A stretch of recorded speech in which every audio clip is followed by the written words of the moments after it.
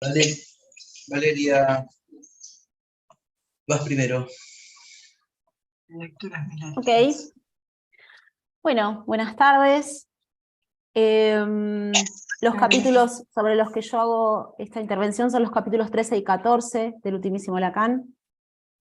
Voy a iniciar con una frase que Miller extrae de un poema de García Lorca que está a la que él se refiere en el capítulo 13, que se llama Nadadora sumergida. Y la frase que extrae Miller es la siguiente, dice: es preciso romperlo todo para que los dogmas se purifiquen y las normas tengan un nuevo temblor. Hasta ahí el extracto del poema de García Lorca. Empiezo entonces. Derribar las columnas del templo, romperlo todo, que haya un nuevo temblor. Temblor que hace temblar la tierra, temblor que hace temblar el cuerpo, terremoto y estremecimiento. La última enseñanza de Lacan lleva a cabo una destrucción, pero creadora. Sobre esas ruinas algo surge, algo se levanta. Lacan siempre operó generando temblor, haciendo temblar. Miller se pregunta, ¿cómo hizo Lacan para hacer temblar el psicoanálisis en su enseñanza? Desde el momento de la distinción de los tres registros, simbólico, imaginario y real, purificó con eso los dogmas del psicoanálisis. Miller considera que Lacan usó dos instrumentos: el estadio del espejo, que Lacan definió como la escoba con la que entró al psicoanálisis, y la noción de lo real como segundo instrumento. Este segundo instrumento no fue una escoba para limpiar, nos hace notar Miller, sino un tornado. No se lustran los muebles, dice, se los muda a otro.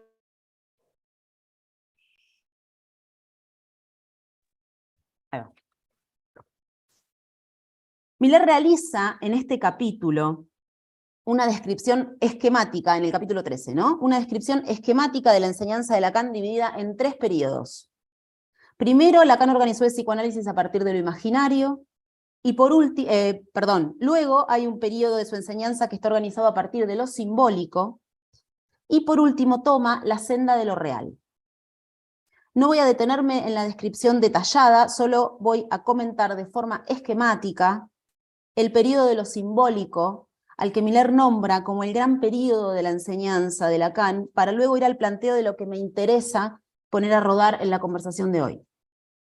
En el periodo simbólico, entonces, Miller marca tres estructuras: matemática, lingüística y lógica. La estructura matemática del significante, la cual construye a partir de una estructura de azares, pero en la que aparece la determinación. Se sale de la indeterminación de la cadena y Lacan quiere mostrar que hay una determinación respecto del inconsciente, una determinación casi completa que responde a una ley. En la estructura lingüística, metáfora, metonimia, grafo del deseo. Aquí la estructura significante responde a la fórmula: el significante es lo que representa un sujeto para otro significante. Fórmula a la que Lacan agregará el objeto A en el lugar del efecto de significación. Por último, la estructura lógica, en la que con el seminario 16 se plantea el psicoanálisis en términos lógicos, hasta afirmar que la lógica sería la ciencia de lo real. Allí considera Miller que se vislumbra la interrogación sobre lo real. Entre este seminario y el seminario 17, Lacan construye los cuatro discursos.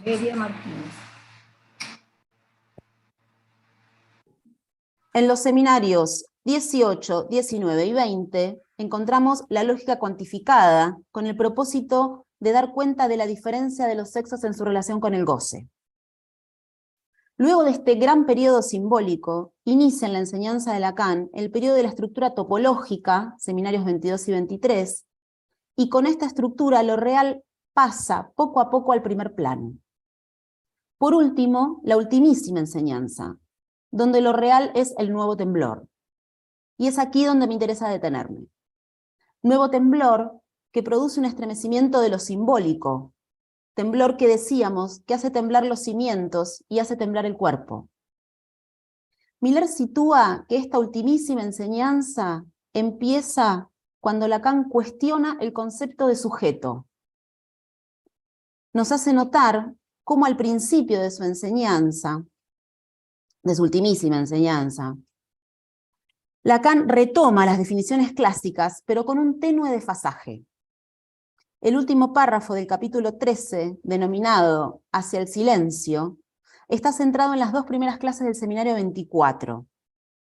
Refiere aquí una frase de Lacan que está en este seminario, que la pueden encontrar en la primera clase, en la clase del 16 de noviembre del 76, donde Miller extrae esta frase de Lacan, que dice: lo que llamamos imprudentemente el sujeto, haciendo hincapié en este imprudentemente.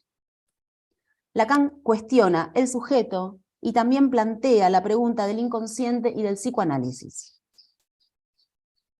Del mismo modo, ubica Miller el inicio de la última enseñanza con un nuevo temblor, cuando en el seminario aún Lacan trae el concepto de la lengua y la estructura del lenguaje queda cuestionada. Allí empieza el estremecimiento, el terremoto que se llevará en la ultimísima enseñanza las construcciones anteriores. Creo que una guía fundamental para nuestra lectura de esta ultimísima enseñanza es lo que Miller nos hace saber respecto de lo que Lacan se abstiene aquí, que es que se abstiene de una tesis, se abstiene de una afirmación y le devuelve al inconsciente su carácter hipotético. Esta ultimísima enseñanza no está compuesta de tesis, se desarrolla a título hipotético. Voy entonces al punto que quiero proponer a la conversación. ¿Cómo pensar este asunto de la imprudencia que hay en hablar de sujeto? Nos recuerda Miller que podemos hablar de sujeto siempre que estemos en el terreno del otro, de lo simbólico. El sujeto es la marioneta del otro, sujeto del significante, adecuado a lo simbólico. La tesis en la que se basa el periodo simbólico de Lacan es que el término sujeto expresa la armonía con lo simbólico, ya que solo aparece como una variable determinada por constantes significantes. La imprudencia, dice, consiste en hacer del sujeto la variable del significante. El estado del sujeto se determina en función del ordenamiento de los significantes. Por ejemplo, de la no inscripción del significante del nombre del padre se puede deducir lo que llamaríamos, en esta circunstancia, el estado psicótico del sujeto. Pero hay en el hombre, en aquel que habla, en el parlet, una disconformidad con lo simbólico. Así Miller sostiene que aquel que habla, el parlet, se embrolla con lo simbólico. Y este embrollarse con lo simbólico es la relación fundamental del parlet con el lenguaje. Entonces, he aquí una revelación de esta ultimísima enseñanza, que lo que parecía o había sido el recurso del psicoanálisis es en realidad el mal mismo. En el inicio del capítulo 13, Miller confiesa considerarse atrapado en sus pensamientos. Mis pensamientos me gozan, declara. Y considera que la aspiración a nada de pensamiento sería para él un alivio. ¿A qué se refiere con pensamientos? Lo entiende como lo que podemos experimentar como un parásito del cuerpo vivo, como algo que no está al servicio del cuerpo. Retomando, decía que esta enseñanza va hacia el silencio. En palabras de Lacan, lo ideal sería acabar con lo simbólico, dicho de otro modo, no decir nada. ¿Y entonces qué queda? Ni gramática ni lógica. Lo que queda, responde Miller, es una X, que es la poesía. Una poesía que opera en relación directa del significante con el cuerpo. Poesía que sería el medio de una relación directa del significante con el cuerpo, como resonancia y eco. De este modo, dice Lacan, que el efecto natural de lo simbólico sobre el parlet es la debilidad, es el embrollo. Embrollo del que se puede salir poniendo en forma la debilidad, y entonces es el delirio. Entre la locura y la debilidad mental, lo único que nos queda es elegir afirma Miller. ¿Qué sucede a partir de aquí con la práctica analítica tal y como ha sido? ¿Qué clínica para el Parlet? En la conferencia dictada en París en el año 2014, hacia el final de esta conferencia, Miller trae nuevamente esta cuestión dando un paso más. Nombra debilidad, delirio, embaucamiento como la trilogía de hierro que hace resonar el nudo de lo imaginario, de lo simbólico y de lo real. Dice que de la debilidad al delirio la consecuencia es buena. Ir de la debilidad, que es el pensamiento, lo imaginario, al delirio, que es lo simbólico, es dar un paso en más. Y la consecuencia es buena. Y continúa diciendo que la única vía que se abre para el Parlet es hacerse incauto de un real. Montar un discurso en el que los semblantes atrapen un real sin sentido, indiferente al sentido, un real en el que creer, pero sin comulgar con él. Ser incauto de un real, dejarse engañar, ser crédulo, es la única lucidez que tiene el cuerpo hablante para orientarse. Hacerse incauto de un real. Allí Miller aporta una redefinición del psicoanálisis, en tanto dice cuál es la vía que se abre para el Parlet y la perspectiva de un análisis, incauto de un real. Hacerse incauto de un real, en tanto no se puede vivir en lo real y hay algo que hacer con eso, lo que nos queda es delirar con ese real que se ha tocado, que es siempre un real singular. Montar un discurso en el que los semblantes atrapen lo real. Un real en el que creer, pero sin comulgar con él. Es decir, que tocado el real singular, hay que montar un discurso ahí, pero entiendo que no es un discurso de los 4 discursos, sino que se trata de cómo delirar de manera singular a partir de ser incauto de un real, en el sentido que podemos pensar todo el mundo es loco. Entonces, encuentro aquí una indicación para nuestra orientación clínica, una dirección de la cura para esta época, la época del Parlet, en la cual, en dichos de Miller, se analiza a cualquiera, y no hay indicaciones para determinar si una estructura se presta o no al análisis. Concluyo con palabras textuales de Miller, que extraigo del final de dicha conferencia, y que creo importante conversar, y que considero que encontramos allí una indicación de dirección de la cura, una orientación clínica, que es necesario someter a conversación, a discusión, a cuestionamiento, someter al trabajo. Dice Miller, analizar el Parlet exige jugar una partida entre delirio, debilidad y embaucamiento. Es dirigir un delirio de tal modo que su debilidad ceda al embaucamiento de lo real. Bueno, hasta ahí lo que pude trabajar. Gracias. Gracias, Valeria. Bueno, Rosa, tenés la palabra.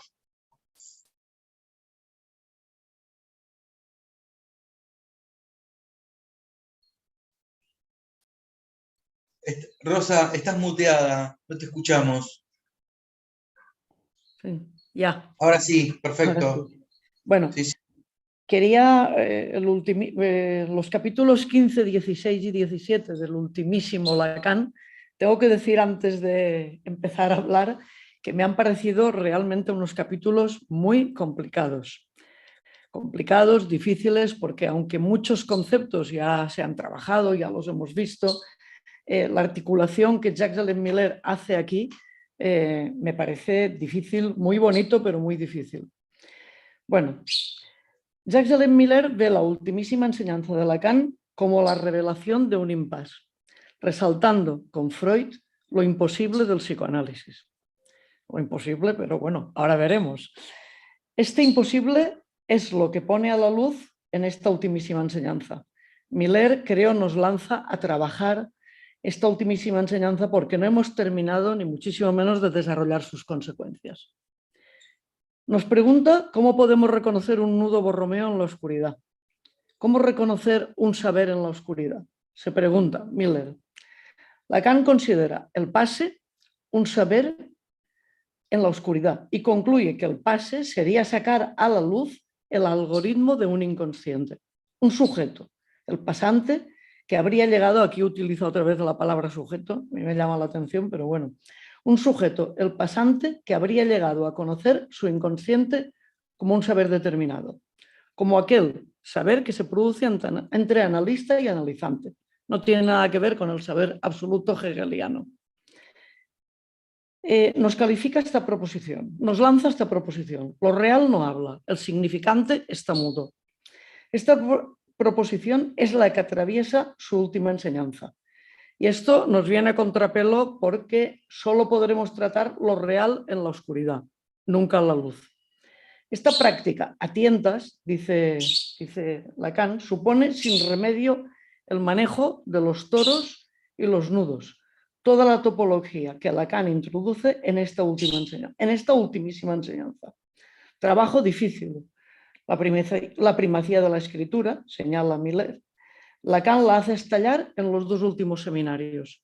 O sea, los dos últimos seminarios de Lacan, l'Insou qui sait y el momento de concluir, para Miller son un estallido de toda su enseñanza anterior. Algo ha dicho ya Valeria anteriormente. Lacan en su última enseñanza plantea tesis que solo son, esto me parece muy interesante, solo son tentativas, acomodaciones transitorias, frágiles, dice Miller, y sigue afirmando que el inconsciente tiene que ver con lo escrito. No es lógica, no es gramática, no es poesía, es escrito. Insisto, el inconsciente estructurado como un lenguaje, junto con el inconsciente del discurso del otro, son proposiciones borradas por Lacan en esta ultimísima enseñanza. Señala la continuidad analítica, el discurso del inconsciente, el discurso del analizante, el discurso del analista. La ultimísima enseñanza de Lacan es atormentada por el real que no habla, nos dice Miller. Cuando Lacan escribe la lengua, se lo ha dicho antes Valeria, piensa que no sirve para comunicarse, solo para el goce, y realmente está haciendo un desmontaje impresionante. O por lo menos yo lo veo así. A partir de la promoción del goce, en estas enseñanzas últimas, se empieza a disolver la referencia a la comunicación. El goce es un disolvente conceptual de todos los conceptos que habíamos estado trabajando. El goce no comunica. Del lado del goce ello no habla, al contrario del lado del amor, donde habla muchísimo. No hay diálogo entre los sexos, debe entenderse por el goce que no comunica. El goce del uno no garantiza nada el goce del otro, nos dice Miller. Lacan dijo que el amor siempre es recíproco. No se puede decir lo mismo del goce. El seminario 1 es, dice Jacques-Alain Miller, la puerta de entrada a su ultimísima enseñanza. Ver el dibujo de la página 240, lo simbólico se dirige hacia lo real a lo imaginario y lo imaginario hacia lo simbólico. Y en medio, el objeto A. Lacan ubica el objeto A en el camino, que va de lo simbólico a lo real. Lacan recusa el objeto A en el capítulo 8 del seminario 1. Lo recusa, bueno, aquí estamos todo el rato recusando su propia enseñanza. Es Lacan contra Lacan. Lo bautiza en un momento determinado Miller. Aún lo recusa porque frente a lo real es un falso ser, el objeto A. No se sostiene en el abordaje de lo real, porque A concierne al efecto de sentido. Y Lacan va a abordar la escisión entre real y sentido en esta ultimísima enseñanza. Lo simbólico habla, es la condición de verdad, verdad mentirosa, dice Lacan. Respecto al saber que incluye lo simbólico, estamos en la oscuridad. Aquí hace un pequeño matema, imaginario simbólico, real imaginario. Imaginarización de lo simbólico, imaginarización de lo real. Lacan promociona cada vez más la categoría de contingencia. Esa es su discusión con Saussure.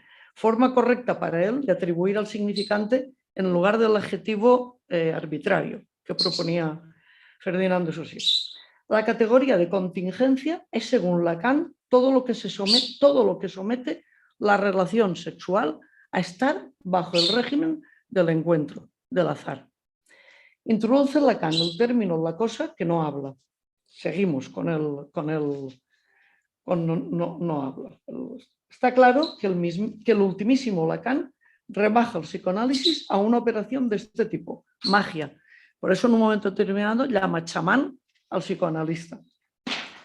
Parlet sustituye al sujeto para nombrar al ser hablante o hablante ser, porque incluye cuerpo e inconsciente. ¿Cómo superar la escisión entre el real y el sentido?, se pregunta Miller. No es un fracaso de Lacan, afirma. Es el punto de imposible del psicoanálisis, que es como he empezado a hablar. El seminario, al momento de concluir, está marcado por lo imaginario a través de la topología. Esto es curioso. Goce, contingencia y cuerpo se conjugan en una promoción de lo imaginario.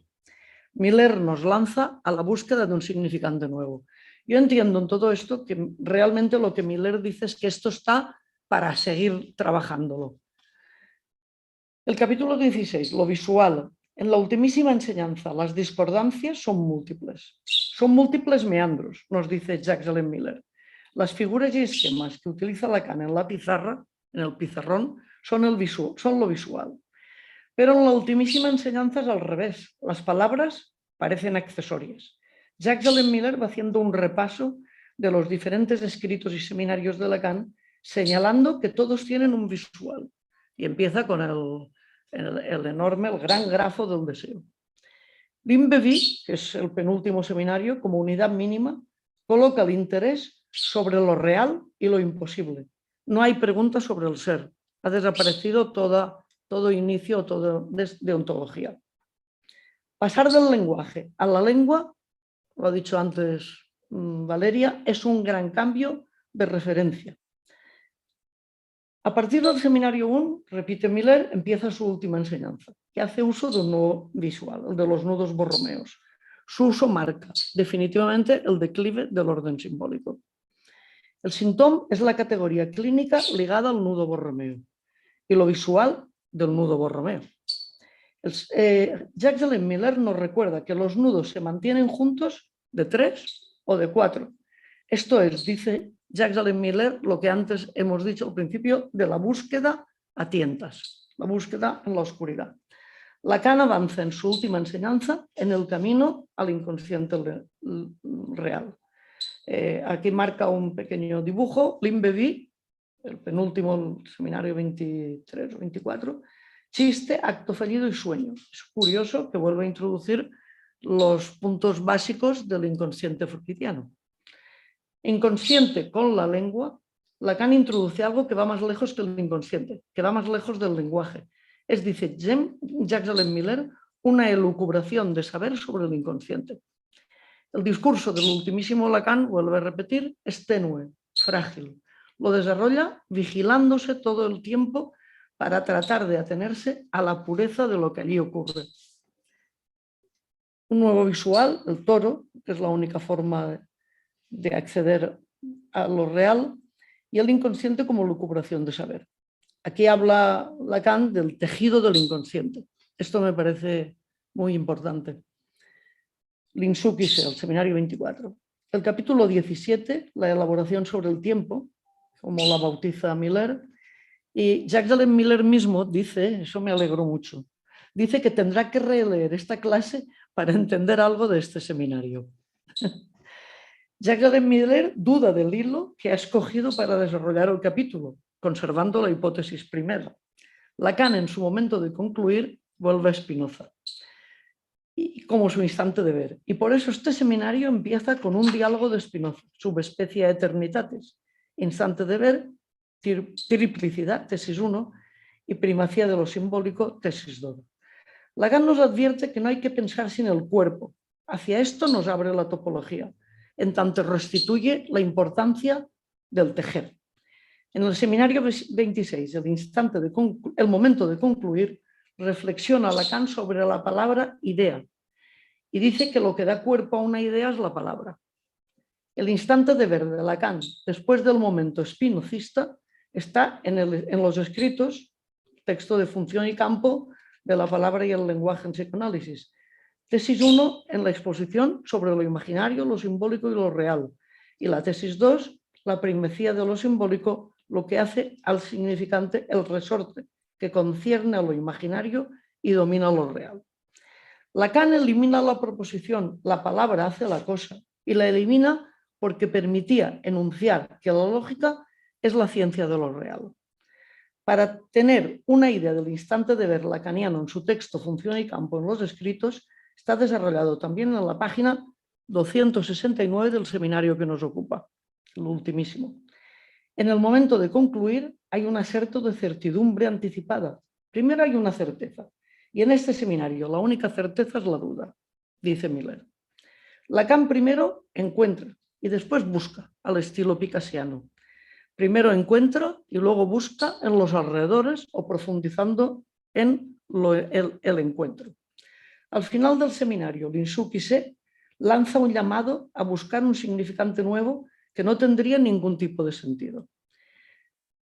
Jacques Alain Miller piensa que Lacan primero exploró del lado de la topología y siempre lo que podría ser útil para ubicarse en la experiencia psicoanalítica. En la topología hay un problema de reconocimiento de las formas, puesto que en la topología hay deformaciones que son siempre temporales. Las deformaciones suponen siempre un proceso temporal. Hacer pasar agujeros, por los agujeros trozos de cuerda, etc. La topología respeta lo real de la función tiempo, la función del cuerpo, y que en esta materia es precisamente el tejido, la tela. En la topología el tejido hace materia. Alma hace materia. Material. Que hay aquí un juego de palabras. Anudado al cuerpo. Al contrario del alma espinocista desanudada del cuerpo. Una de las tesis del momento de concluir es que el psicoanálisis es un arte, nos dice Lacan. Lacan dice no es una ciencia. El psicoanálisis es una práctica, reduciendo el sujeto supuesto saber a el supuesto saber operar. Lacan propone reflexionar sobre la práctica. La clínica procede de la práctica. La teoría es mera elucubración. Insiste en la importancia de la práctica, la clínica. Contemplación en la topología y manipulación, puesto que algo se hace con las manos. Lo imaginario está incluido en lo real. Y añade Jacques Alain Miller, si hay un aserto de certidumbre anticipada, en este seminario es la duda. Lacan en este último seminario está movido por una transferencia negativa hacia él mismo. Esto lo dice Miller, hacia su saber. Miller deja el camino abierto hacia la invención. Yo creo que aquí Miller en este último capítulo, que es tan complicado, o por lo menos a mí me lo ha parecido, lo que deja abierto es el camino a volver a trabajar sobre todos estos conceptos, porque él mismo dice que tendrá que releer este capítulo, porque necesita releerlo para ver si es cierto el hilo que ha estado tomando a lo largo de todo el capítulo. Bien, hasta aquí. Bueno, muchas gracias, Rosa.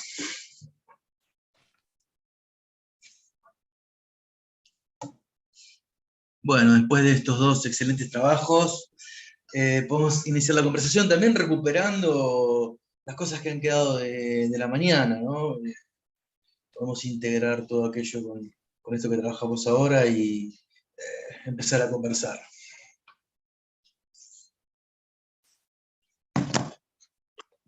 Listo. Desmuteate, por favor. Comentar que vos dijiste la mañana y ahora. A mí me parece que uno de los articuladores entre la mañana y hoy, también podías tomarlo con los dos textos, pero me voy a centrar en lo que habló Valeria recién. Me parece que si hay un sueño dogmático del cual hay que despertarse, como trajo Guido, ese sueño dogmático es el sujeto. Y ¿por qué digo que ese sujeto dogmático es el sueño dogmático es el sujeto? Primero porque el sujeto es el fantasma. Y segundo, que me parece muy importante a todo este debate, es porque el sueño dogmático, en tanto es el fantasma y es la realidad, el sueño dogmático es el objeto en todas sus dimensiones, tanto como epistémico, como objeto de la ciencia, como el objeto que nosotros tomamos a partir de nuestros sentidos y que Descartes mismo demuestra que es un objeto construido, nunca es dado, ¿no? Por eso la cuestión con Hume y el debate. Me parece que ese punto es esencial. No se puede seguir pensando la última enseñanza a partir de la noción de sujeto como efecto del significante. Y sobre todo, porque a partir de que Lacan introduce, como bien dice Miller, la langue y el lenguaje como una lucubración de saber sobre la langue, si la langue son solo S1, en la S1 no hay posibilidad de un efecto sujeto. Si tengo un minutito quisiera decir otra palabra más. Sí, claro. La otra cosa que quería decir es que como dijo Rosa, ¿verdad? Recién, que el inconsciente es escritura. Pero lo que hay que poder descifrar, ¿qué tipo de escritura es el inconsciente? A mí me parece que Lacan sigue el paso champolliónico que comienza a descifrar a partir del seminario de identificación. Y lo que sitúa Champollion, que tenía 18 años cuando lo hizo, es que los jeroglíficos no son una inscripción de objetos, no es una representación, no es un ideograma, como dirían los chinos, sino es la escritura fonética, es la escritura de los fonemas de una lengua. Tal es así que pensando eso, él puede dar el paso para poder mostrar que hay un lugar donde está el nombre de Cleopatra, y ese nombre de Cleopatra le pone en el camino de tomar esto que Lacan toma para definir la escritura. La escritura es una escritura de sonidos, y de ahí viene que podemos decir que l'homme es faunético, como dice Lacan. ¿Por qué? Porque la escritura humana, que es el inconsciente, es de sonidos. Es cierto que podemos discutir que hay dos caminos. Una, tomar esa escritura para el lado del parlet, que son sonidos, no hay sujeto, y otra es la que también sigue Lacan en el seminario de identificación, que es que hay alguien que lo descifra, por lo tanto hay un saber ahí, hay un sujeto que lo escribió. Pienso que son los dos caminos de la escritura y que Lacan se apoya al final también en la escritura, como lo descifra Champollion, pero tomando no el camino de la subjetividad, sino el camino de que esa escritura tiene que ver con un cuerpo que goza. Eso nada más. Perdón. Bueno, gracias. Rosa, ¿querés hablar? Ahí está. Sí, un momento.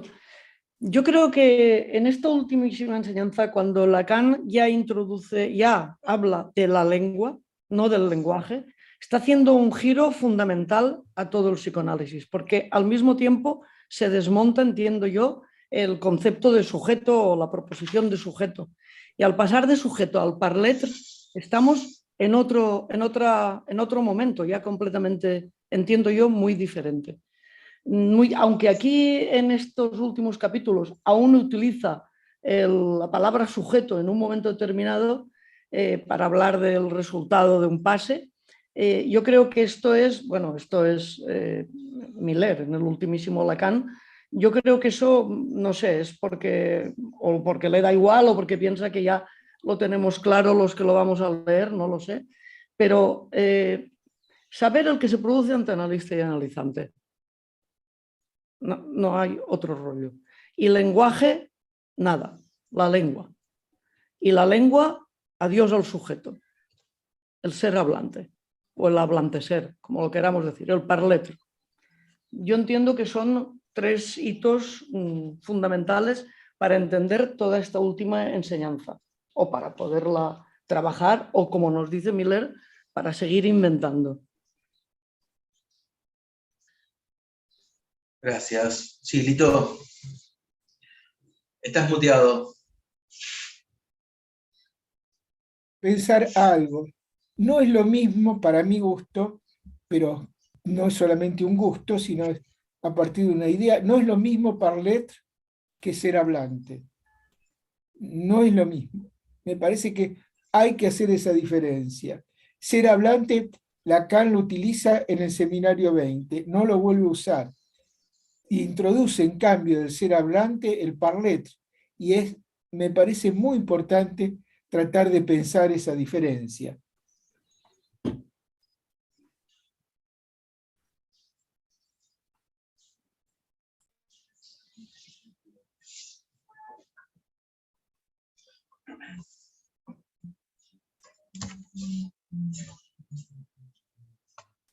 ¿Lo dices, perdona, puedo preguntarle?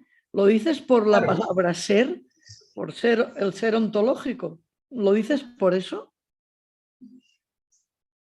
Es una pregunta, ¿eh? En parte sí, porque si no, el hablante queda como un adjetivo del ser y volvemos entonces a la subjetividad. En cambio, el hablante ser, yo creo que sitúa el ser, ¿no?, como hablante antes antes del ser como predicado. Por eso me parece que es muy importante, porque me parece que en filosofía eso tiene que ver con Heidegger y el desmontar la metafísica. En Lacan, que no es heideggeriano, me parece que tiene que ver con demostrar que primero está el cuerpo y el Alán, y a partir de eso uno piensa el ser. Pero como no se puede, si lo pensáramos separados, caeríamos nuevamente en la física, porque haríamos una argumentación tanto del ser como del hablar. Por eso Lacan, creo, elige un neologismo intraducible, como dice Miller, que los neologismos de Lacan no hay que traducirlos, que es parler, y que no hay, uno no es adjetivo del otro. El parler no es el hablante ser, ni el ser hablante, ¿no? Es esta otra dimensión que Heidegger la busca a su forma, diciendo que el ser está antes que el ente, ¿no? Y que para nosotros la existencia del Alán y el cuerpo está antes que el sujeto. No sé si, Rosa, alcancé en estas pequeñas palabras a Sí, decir sí, mi posición. sí, sí.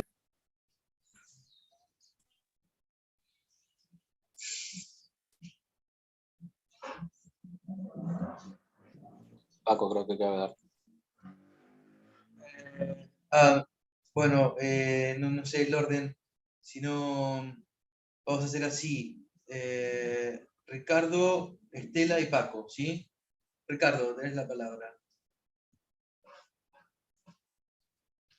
A ver, yo quisiera hacer nada. Es una pequeña intervención. Un momento solo. Dolores está levantando la mano. Dolores, no la veo. Ah, ok. Vale. Bien, Lo entonces. digo porque hace Ricardo, así. Vale. ok, bueno, entonces Ricardo, Estela, Paco y Sí, Dolores. Perdona, Ricardo.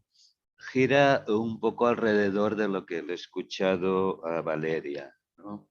Cuando lo que ella, hablando de hacerse incauto de un real.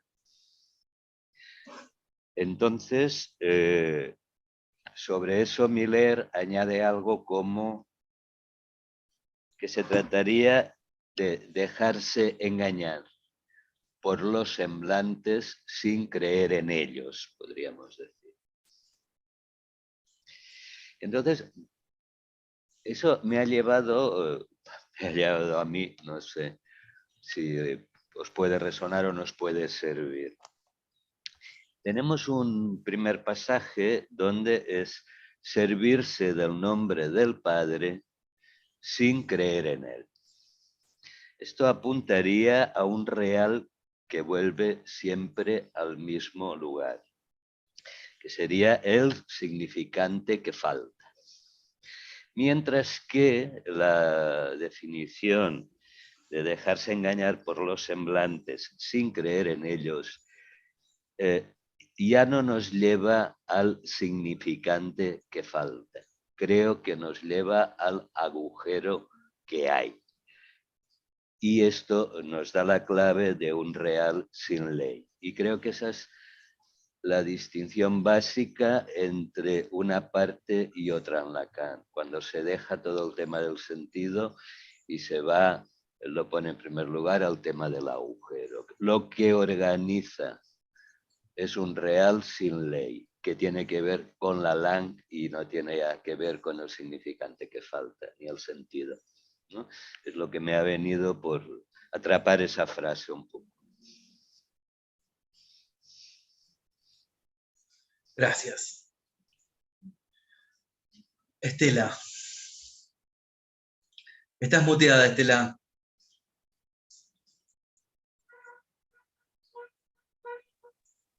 Ahora. Estaba pensando en esta definición del parletre, que implica el hablante más el goce, pero en este punto del hablante más el goce, hay un imaginario que embrolla, con lo cual me ponía a pensar que tal vez en la ultimísima enseñanza tenemos que pensar en otro estatuto de imaginario, ese imaginario que va tejiéndose desde los dichos, que va trenzándose en todo caso desde los dichos, y que va a concluir en otro uso del cuerpo. Bueno, hasta ahí mi pensamiento sobre lo que ustedes han estado trabajando tan excelentemente. Gracias, Estela. Bueno, entonces ahora Paco, no lo veo yo en mi pantalla, pero Paco, tenés la palabra. Tenés que desmutearte acá. Bien, ahora te veo. Te tenés que desmutear, Paco.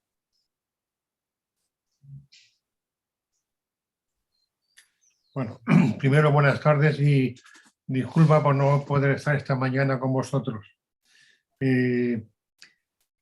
A la vuelta con el sujeto.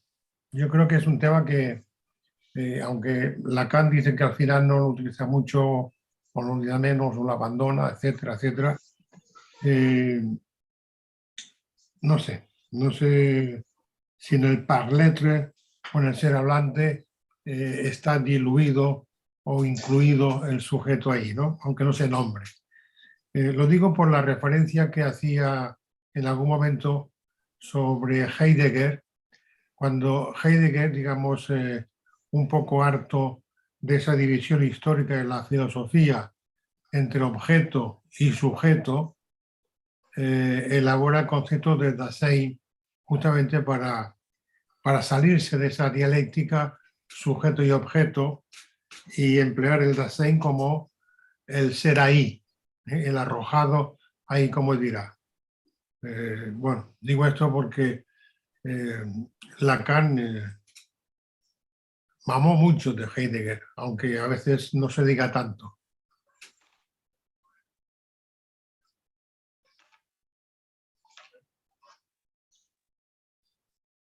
Bueno, gracias. Ahora, Dolores, ¿verdad? Dolores. Estás muteada, Dolores.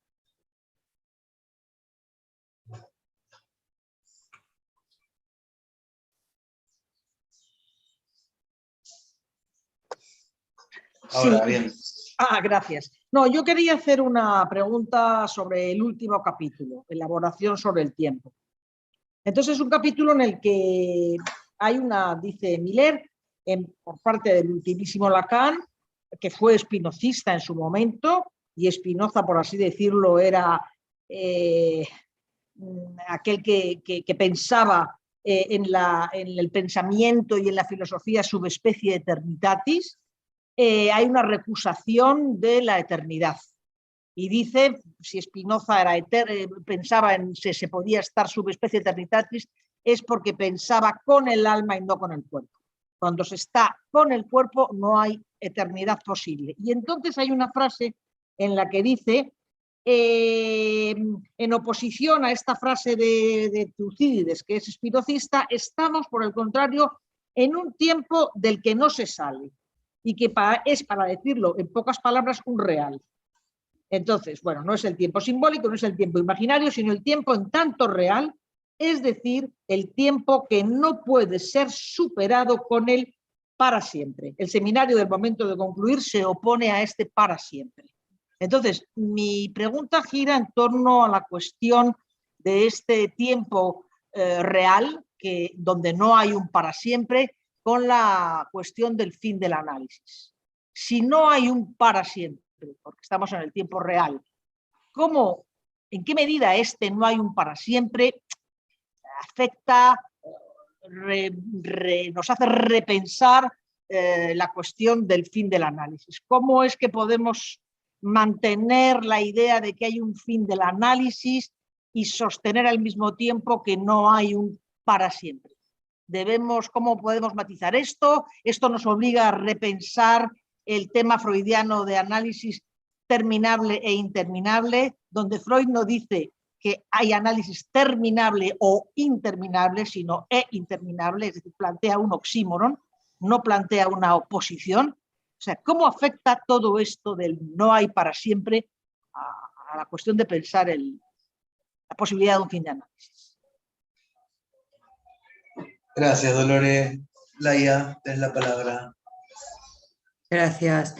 Me surge la pregunta, a raíz de diferenciar el ser hablante del parlet, en la línea de excluir lo ontológico, entonces, ¿cómo pensar el ser del síntoma?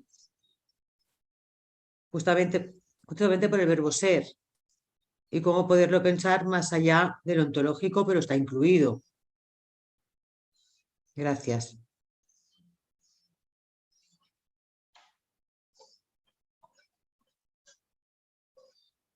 Sí, José. Sí, en la misma línea del comentario de Laia, es decir, en el trabajo de Guido, se plantea esa expresión, ¿no? Se es su santón. Está también otro término, que es identificarse con el santón, y en Joyce se habla de encarnar el santón. Me pregunto si son equivalentes o corresponderían a momentos distintos de la elaboración teórica.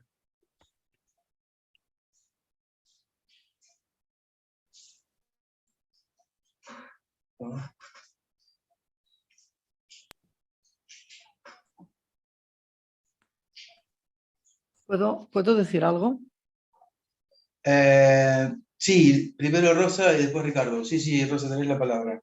Quería decir dos cosas. A propósito de lo que ha comentado Ricardo Rubio antes, he recordado una frase de Lacan que me parece muy interesante, que dice, bueno, interesante, ad hoc, los no incautos hierran.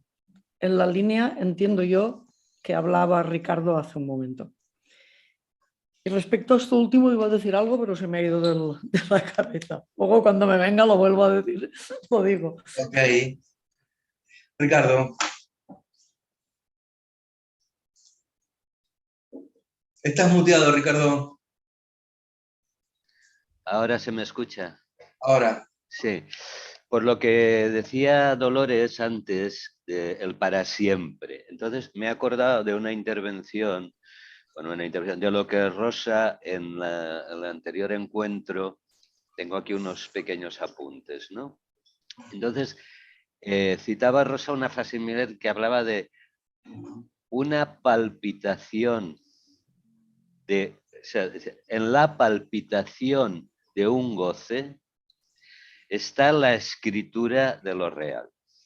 Entonces, en otro momento, Miller dice que es el tiempo en que es el momento en que el tiempo conecta realmente con lo real. Entonces, creo que este es el tiempo real del que habla, que no es un para siempre.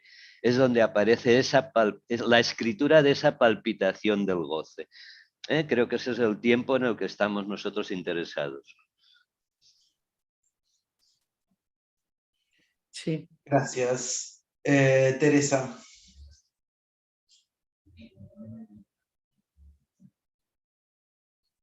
Estás muteada, Teresa.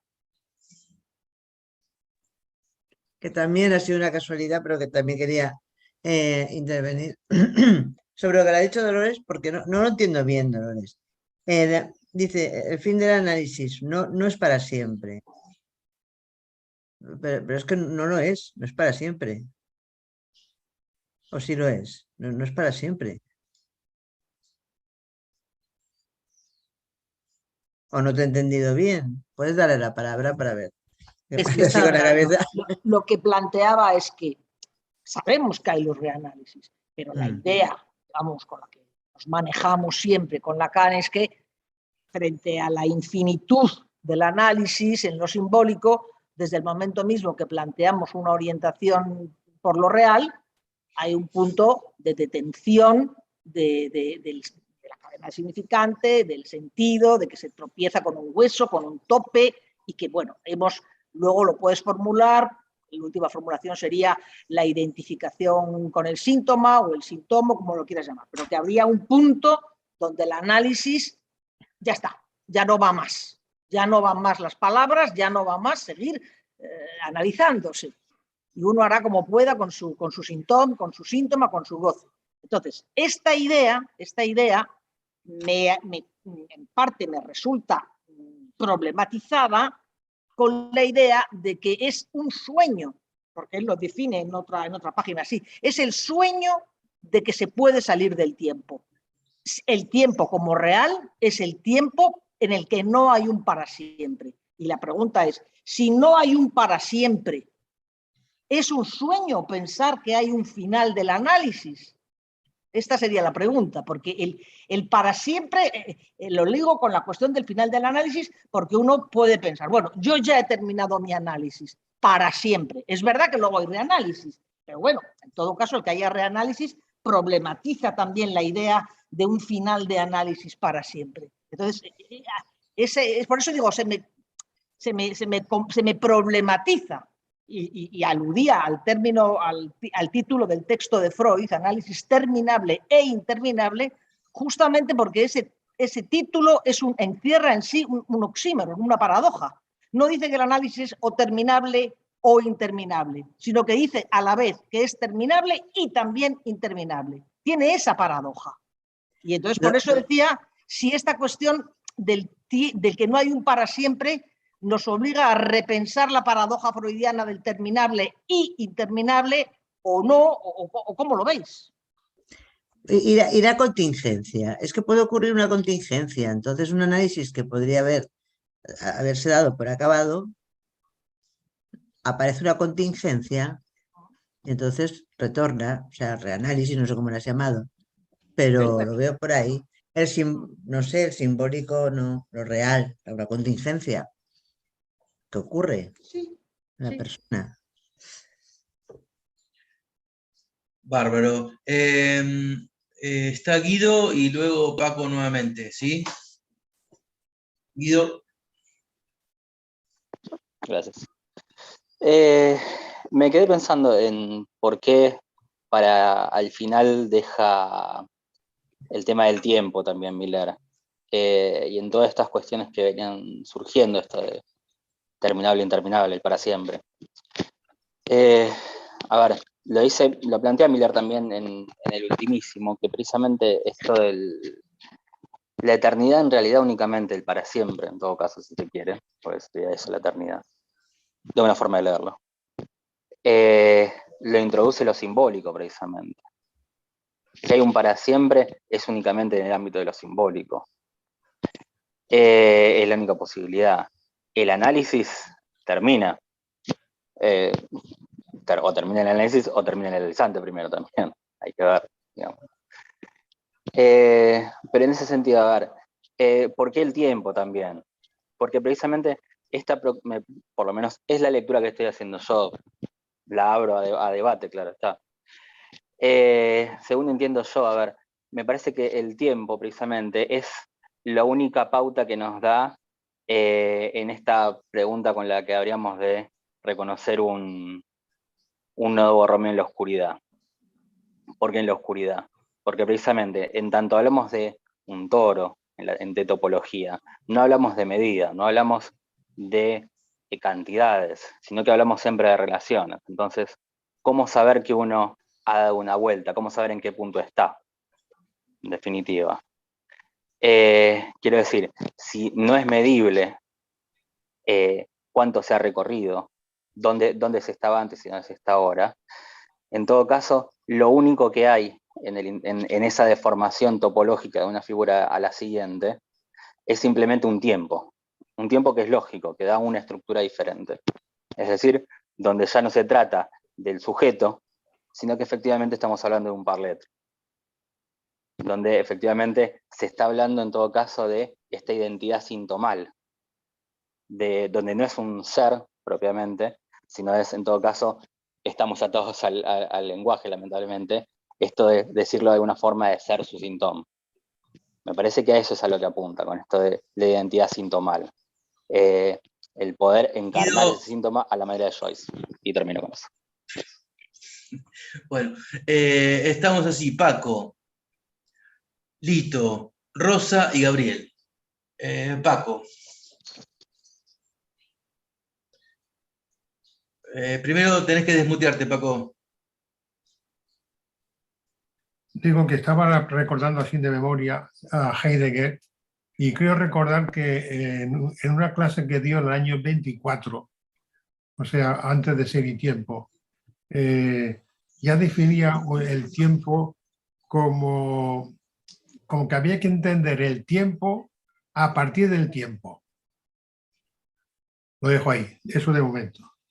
La otra cuestión con el tema de terminable e interminable, yo creo que tanto cuando estamos en el, digamos, en el pasaje no terminable al interminable, siempre estamos en el tiempo.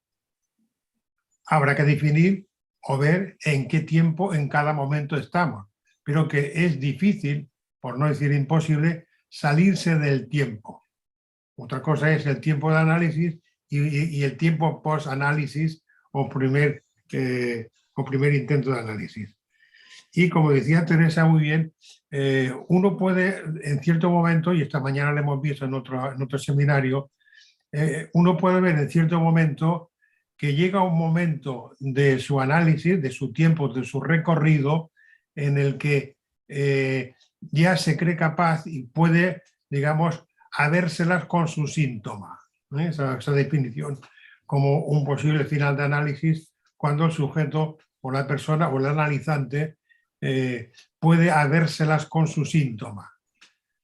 Pero eso no quita que, transcurrido el tiempo, como decía Teresa antes, recordaba, cualquier contingencia puede, digamos, poner en cuestión esa solidez de saber manejar el síntoma y retomar o entrar otra vez en ese tiempo de análisis. De modo que, para ya concluir, yo creo que el tiempo, tanto en el periodo de análisis como en el post-análisis, si es que se puede hablar así, el tiempo es ineludible. Gracias. Lito. Desmuteate, por favor, Lito. Lo primero es una pregunta a Paco, que quiero hacerlo. Estoy totalmente de acuerdo con él y me gustó mucho lo que él dijo de que Heidegger se cansó del objeto y por eso habló del Dasein. Mi pregunta es esta, entonces, Paco. ¿Se puede hablar de objetos sin sujeto? La otra cosa por la cual yo querría intervenir es con la cuestión del tiempo. Yo voy a seguir el camino que siguió Guido en lo que quiero decir. Pensamos siempre un tiempo cronológico, o sea, pensamos que el tiempo es medible, pero eso es porque pensamos que hay un S1 y un S2, y que hay un espacio entre el S1 y S2. El S1 y el S2 introducen siempre un más allá. El tema importante en esto, para mi gusto, es que cuando Lacan cambia, situando la LAN antes que el lenguaje, no se puede pensar el tiempo LAN con un tiempo cronológico. Por lo tanto, no se puede ni hablar ni de final, ni de principio, ni de eternidad, porque todos esos conceptos están unidos a un tiempo lógico. El tiempo que es el tiempo del cuerpo y del Alan, es un instante que itera. Ese es el concepto central que me parece que usa Miller para prolongar la enseñanza de Lacan. Y esa iteración, que es la iteración de lo mismo, está fuera del tiempo. Si algo es lo mismo, no hay temporalidad. Hay tiempo, en tanto el tiempo se constituye con el lenguaje a partir de una falta. Por eso, lo único que queda, sin pasar al lenguaje y al fantasma, de Lacan es el tiempo de ver. El tiempo de comprender y concluir ya están dentro del espacio del fantasma y del Lacan. Y nosotros estamos con un paso por fuera del fantasma cuando pensamos a nivel de Lacan. Gracias, Lito. Rosa, tenés la palabra. Después Gabriel. Primero desmuteate, Rosa, por favor. La palabra, que estoy elaborando un poco lo que quiero decir. Yo, bueno, voy a decir, yo creo que un problema, o por lo menos un problema que creo que compartimos todos, es que ¿en qué lenguaje hablamos? Hablamos en el lenguaje común queriendo decir cosas que no son, que creemos que no son del lenguaje común. Pero no tenemos otra forma de hablar y eso es un problema real para todos. Si queremos hablar real en el sentido del habla cotidiana, si queremos hablar de lo real, aquí un poco el lío que veo es que es complicado hablar del real lacaniano. Otra cosa es la realidad, otra cosa es la naturaleza, otra cosa, pero hablar del real lacaniano, de lo que Lacan quiere decir cuando inventa el término real, es complicado porque utilizamos el lenguaje común. Recuerdo que una vez lo dijo María Elena aquí en Valencia y a mí se me ha quedado muy, muy grabado porque me impactó, porque dijo, es que hablamos siempre en el lenguaje común. Sí, pero hay una forma, perdón que me meta, ¿no? Una forma de hablar No, habla. que tiene que ver con un seminario de Miller que se llama Un esfuerzo de poesía. Sí.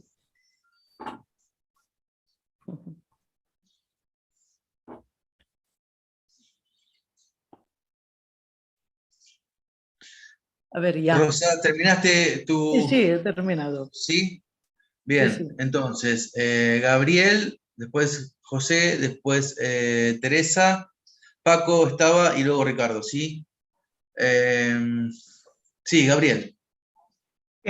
Sí, primero quería decir dos cosas, dos comentarios. Primero, queda pendiente el tema de porque yo leo hablante ser, no desde el sentido, sino como acontecer, pero de por fuera del sentido. Y ahí quiero retomarlo algo que no se dijo, que es la cuestión del temblor.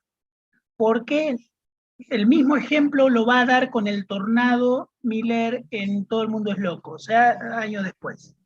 Dice que la mejor posición es estar en el centro del ojo de la tormenta, en ese vacío que no es el vacío significante, sino es una zona de no turbulencia. Respecto a esto del acontecer, en el año 2004, antes de morirse, Derrida dio una conferencia que se llama ¿Cómo no temblar? Y lo que rememora es precisamente el traumatismo de los bombardeos italianos en su ciudad, en su país de infancia. Y él ahí dice, entonces se puede temblar de miedo y se puede tener miedo de temblar en distintos momentos de la vida. Con esto, ¿qué quiero decir? Que no hay que confundir quiasmo con paradoja, porque la paradoja que la que daba Guido es, si miente, si dice la verdad solo si miente. Otra paradoja es el sol sale. El sol sale, como nos pongamos recuerdo de esa cuestión, vamos a tener los efectos que uno tenga ante este alojar, esta posición. Porque obviamente si uno presupone ir a la luna sin advertir lo real del sol sale, o la cuestión en juego, va a tener unas consecuencias interesantes. En ese sentido, Me parece importante porque la Edad Media, a la cuestión ciceroniana de las paradojas y las cosas que maravillan, que pueden ser leídas estéticamente, es decir, ay, qué bonito, qué maravilla, me encandilo, en la Edad Media le dio carácter de insoluble. Y ahí me parece que está una clave importante por el tema de que no se resuelven esa cuestión. Y por último, no quiero dejar pasar tampoco lo que dijo Lito, sé que me va a meter en un problema, pero es cuando él definía el fantasma y la realidad, por supuesto estamos hablando de cuál es el mejor objeto de todos en nuestro campo, la ideología, que tanto a universidad y tanta politiquería se está haciendo y se va a seguir haciendo, que es el tema de la ideología. Me parece que concuerdo con Lito, ese es el objeto por excelencia del cual nos cuesta desprendernos, y si no lo dejamos no lo dejamos subsumir a lo insoluble, me parece que es un tema interesante que también este momento de Miller nos permite publicar. Gracias. Gracias. José. Sí, me quedaba con el punto de la lengua, es decir, que Lito la menciona como un antes del lenguaje, ¿no?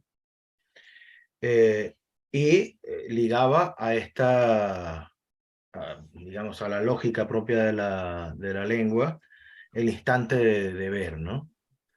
Es decir, pero decir que algo es antes me parece problemático cuando se trata de, lo diría así, de quedarse del lado del instante, ¿no? Es decir, y me preguntaba allí, es decir, ¿cómo pensar este instante de ver como algo que ocurre y que introduce una discontinuidad? Es decir, ¿es una sorpresa? ¿O se trataría de mantenerse en el instante de ver? Miller ha dicho en algún momento que habría que hacer un esfuerzo de poder decir significante y goce al mismo tiempo, de buscar un término para poder decir significante y goce al mismo tiempo. Gracias. Teresa. Estás muteada, Teresa.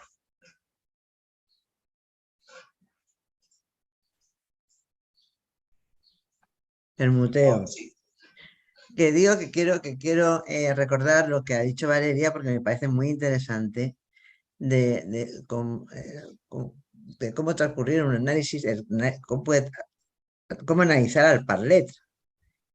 Y esto a mí la verdad es que cuando leí su texto me llevó directamente a la conferencia del 2014, que os la recomiendo, en lo que dice ella de analizar el Parlet exige jugar una partida entre el delirio, debilidad y embaucamiento.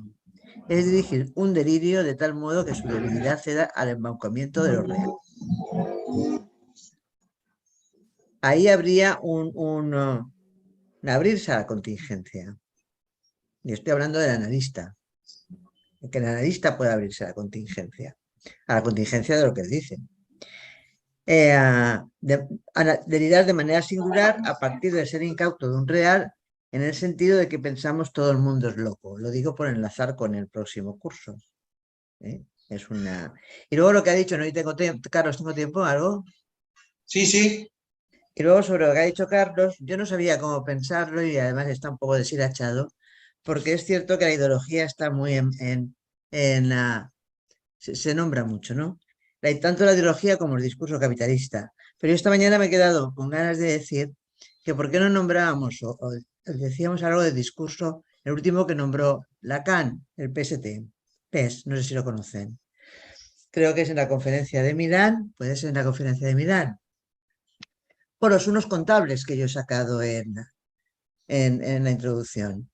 Esos unos contables que están todo el día. Ponme un like, que tengo 1200 likes y necesito no sé cuántos. Y todo el tiempo, o sea, no estamos quizás en el discurso capitalista como pensamos, sino un discurso PST. Me callo porque creo que ya estoy agotando el tiempo. Gracias. Primero está Paco, luego Ricardo. Paco, tenés la palabra. Desmuteate, por favor. Bueno, pues con respecto a, digamos, a la invitación que me ha hecho Lito, si no fuera un amigo diría que es un dardo lo que me ha tirado, ¿no?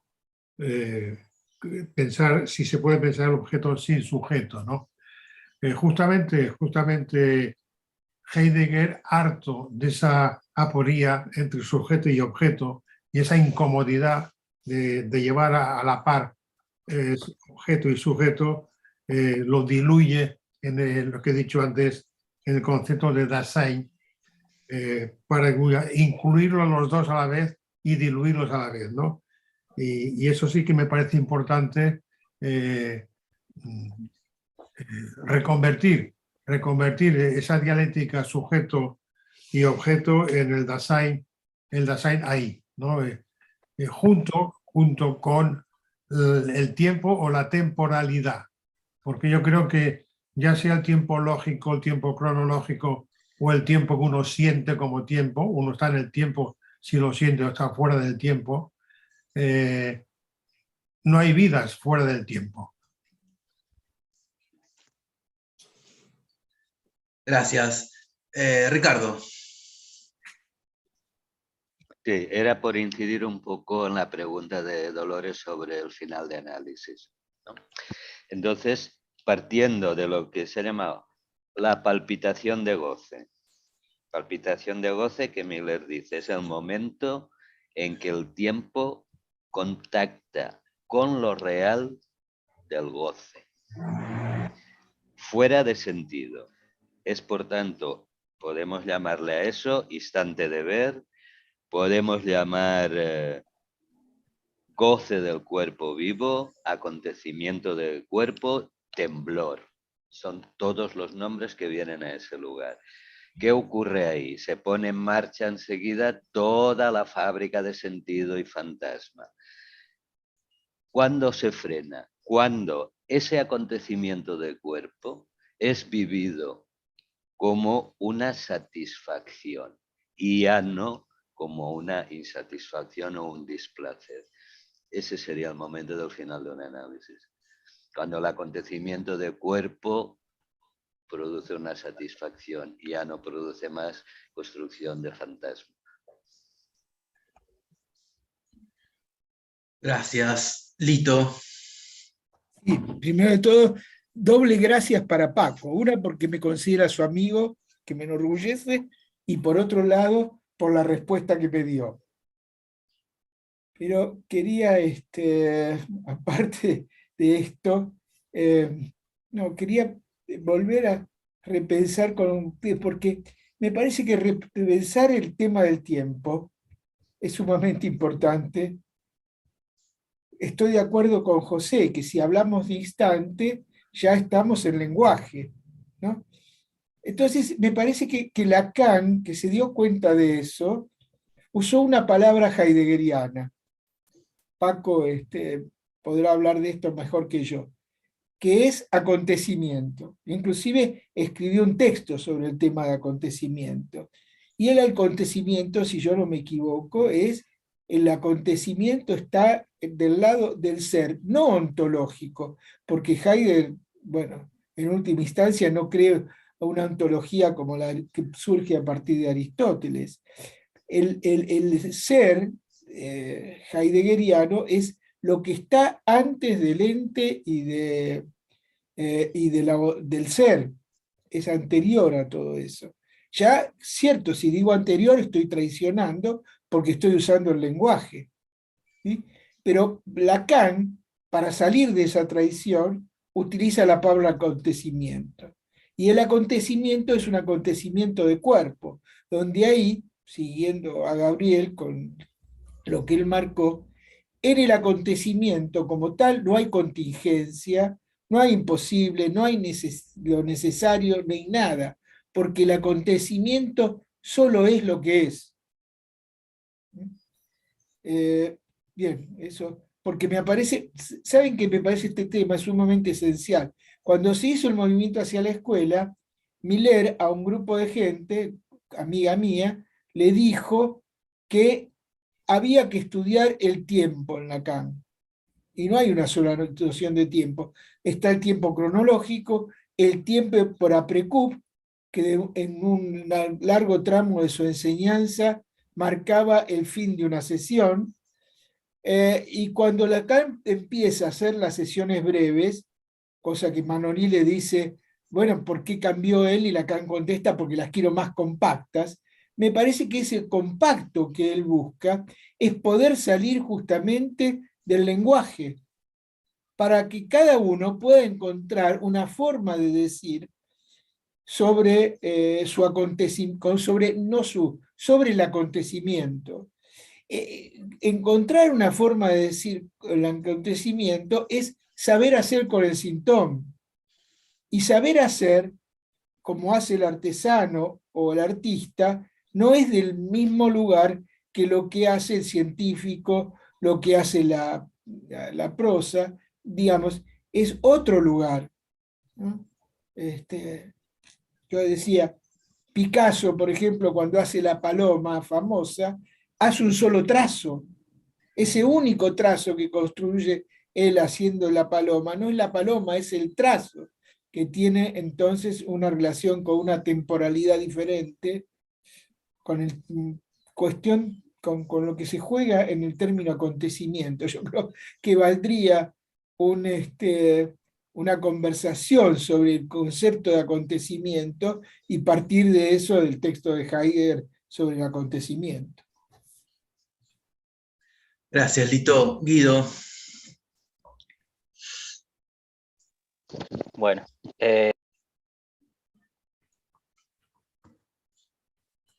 Estás muteado, Guido. ahí va, perdón. Ahí va. Se lo había muteado. No, bueno, retomando el tema del tiempo también.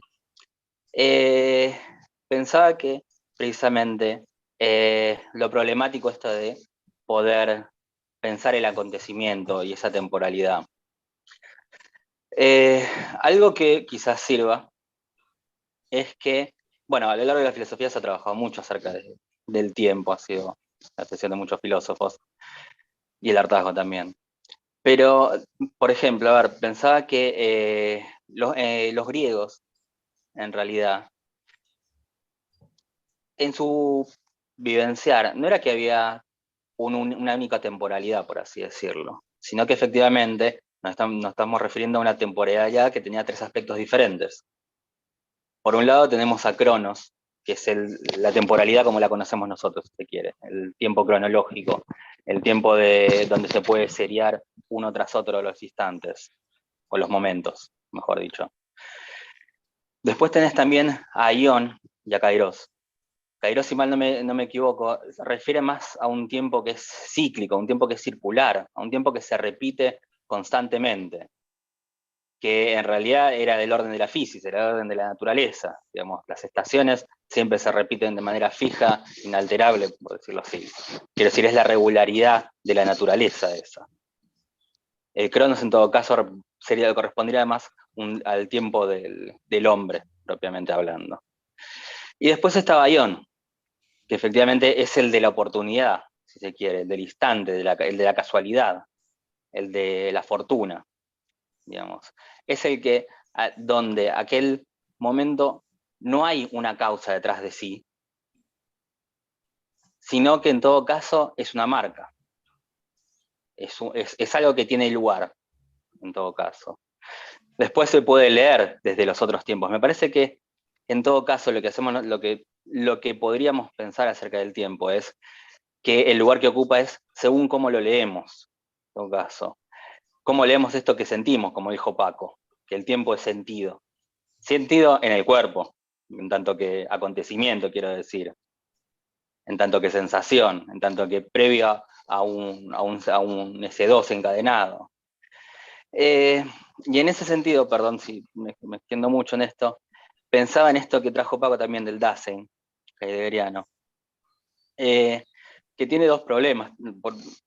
Por un lado, a ver, me parece que es también el intento de librarse de la conciencia de Husserl, de su maestro, para que no sea simplemente una máquina de dar sentido, esta fusión de sujeto y objeto, estamponada, pero que me parece que precisamente da una noción más cercana al tiempo real, quizás, en tanto que, por lo menos, quizás estoy oxidado a mi manera de recordar el Dasein, como el ente en tanto que toda la posibilidad de sus determinaciones, en toda su potencialidad, ya sea espacial o temporal, es decir, en relación a todo lo que hay.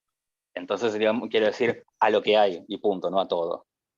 En todo caso, el objeto aparece recién cuando se lo recorta en las coordenadas, y también, inevitablemente, el objeto. Pero hasta que no se hace eso, lo que tenemos creo que es el acontecimiento ahí en todo caso. Y después la lectura de eso. Listo. Me regalé. Listo. Estás muteado, Lito. Estoy hecho un preguntón, es una pregunta a Guido en realidad. La pregunta a Guido es que, ¿cuál es el tiempo del cuerpo vivo que se puede pensar en Husserl? ¿Puedo responder directamente? Sí, claro.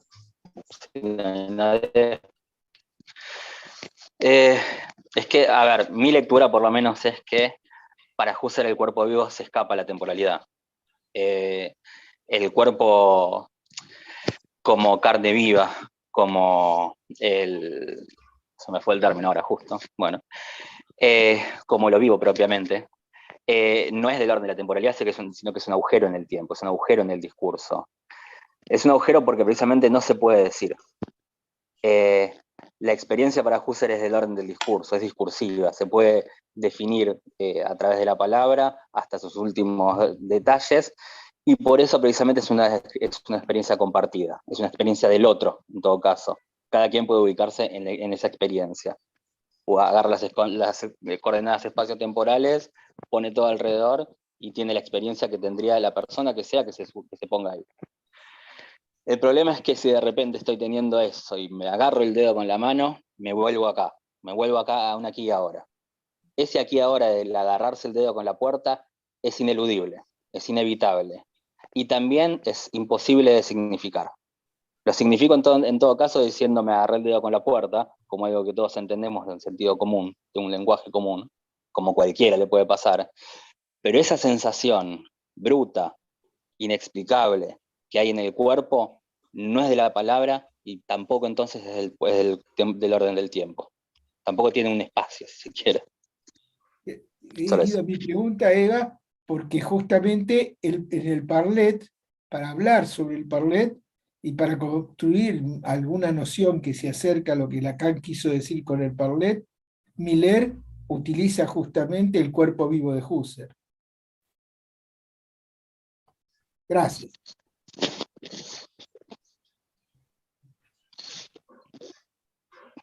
Sí, el main label, perdón, como la sustancia gozante que le aparece a Descartes por todos lados y tiene que escribir las pasiones del alma para explicarlo, pero cae solamente en un mecanismo.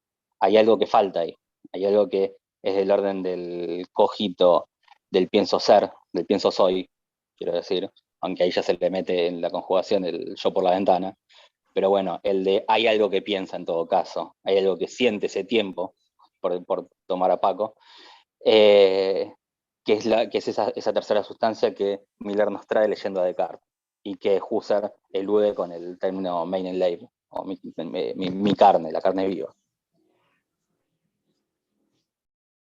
De acuerdo con eso.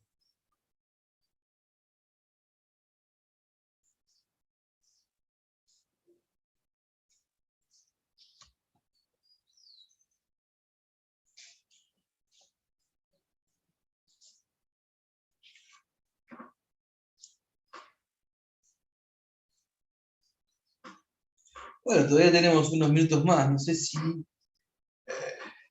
hay más intervenciones.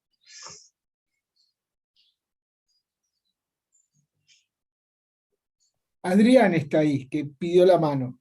Adrián, ¿dónde está? No lo veo. Bueno, Adrián y Paco también. Bueno, hace un rato Rosa dijo que una cuestión importante que podía ser una dificultad era que usábamos los términos bien complejos desde el sentido común, desde el uso cotidiano y con sentidos más precisos, y eso complica mucho todo lo que vayamos hablando o pensando. Quiero tomar un poquito eso.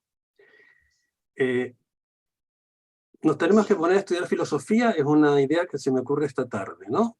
Y seriamente porque, porque parece importante.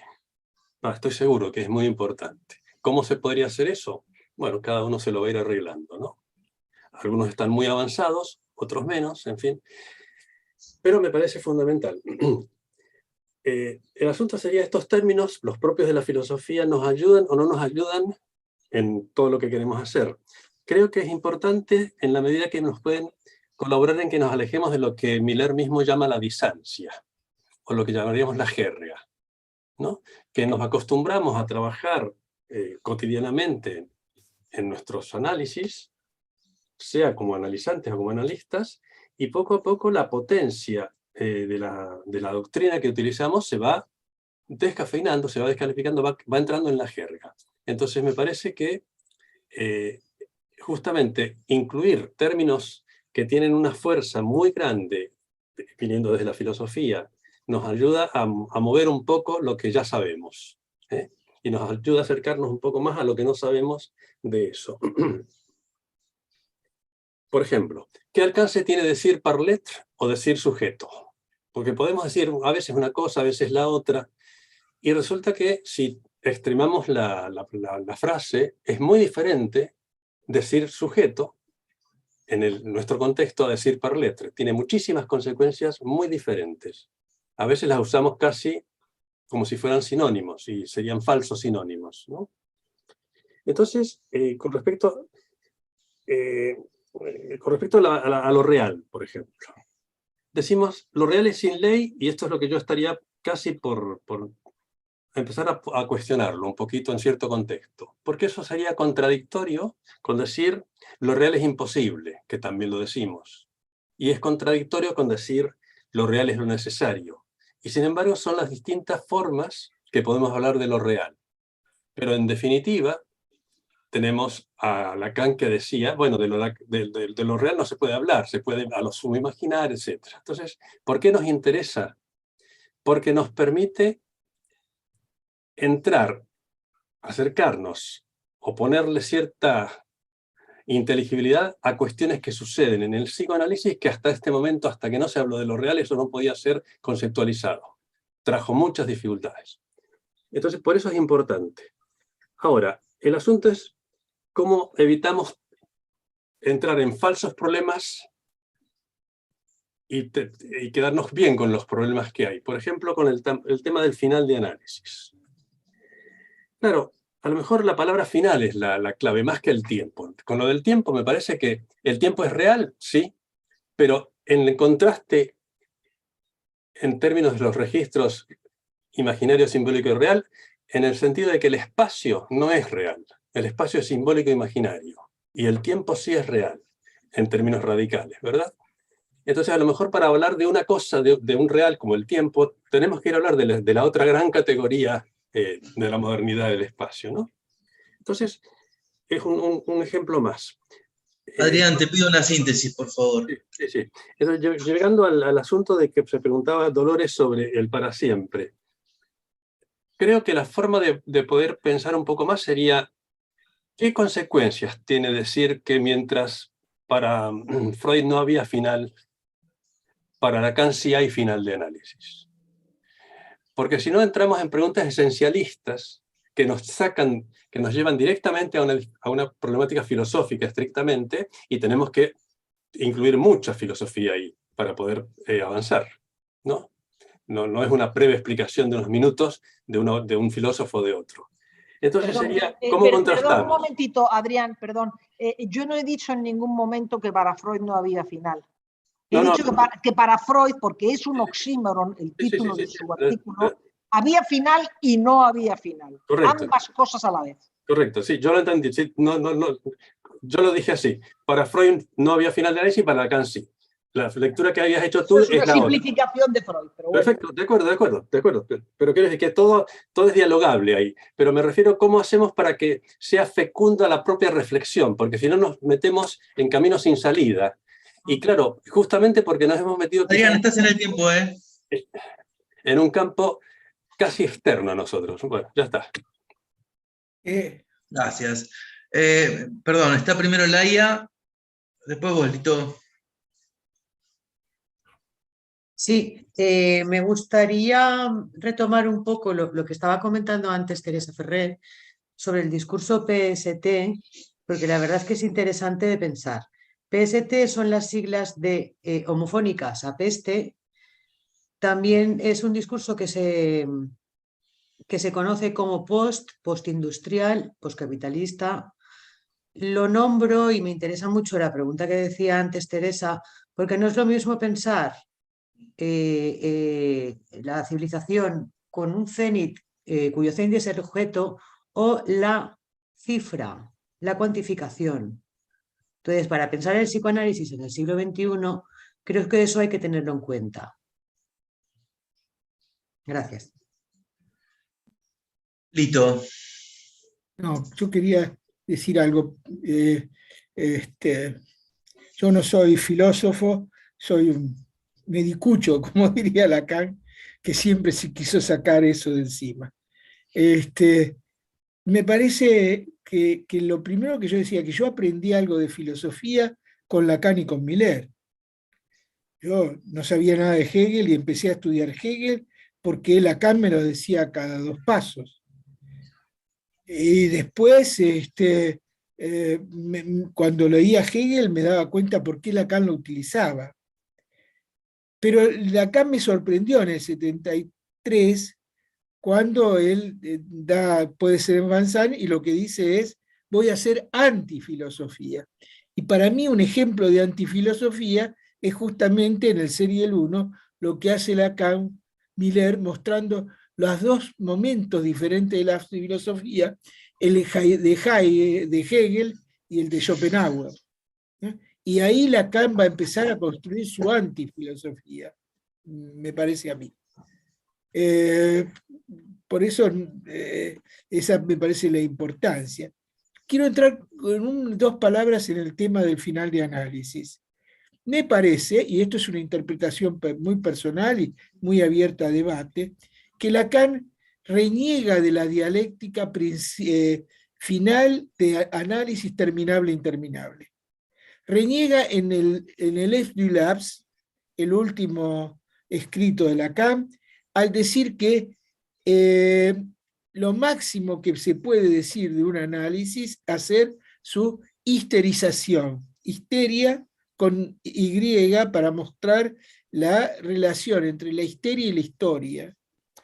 Pero seguido eso, Lacan dice, bueno, la finalidad de un análisis no tiene nada que ver con eso, sino tiene que ver con la pulsión y lo que consigamos hacer con eso, que él llama la urgencia, y que Miller trabaja muy interesantemente el tema de la urgencia en Lacan. Entonces, me parece que se rompe esa idea de tener que buscar el fin del análisis como terminable o interminable, sino lo que se trata es que el fin del análisis, Lacan lo empieza a definir, creo que es en el seminario 24 o en el 25, cuando dice que alguien que está satisfecho yo lo dejo ir.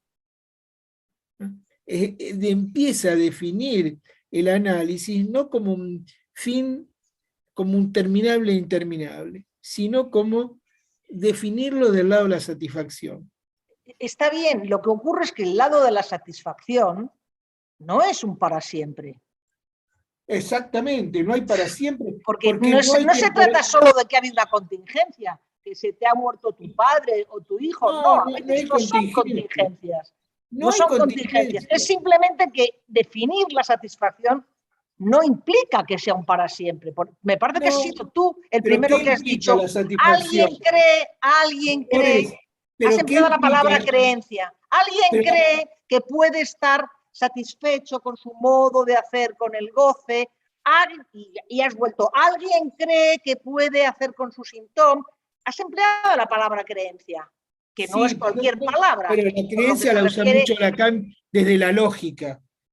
¿ah? Utiliza la lógica para hablar de creencia. No es lo mismo la creencia que la fe, por un lado. Y por otro lado, lo que se trata de diferente entre creencia y fe es que alguien está satisfecho cuando supo hacer algo con su Sí, sí, yo goce. estoy de Y acuerdo que en eso. Lo puede único ser que un cuestiono es instante que, nomás. claro, lo único que cuestiono es que esa satisfacción, que indudablemente marca un hasta aquí, sea un para siempre. Uno puede estar satisfecho hoy y mañana no.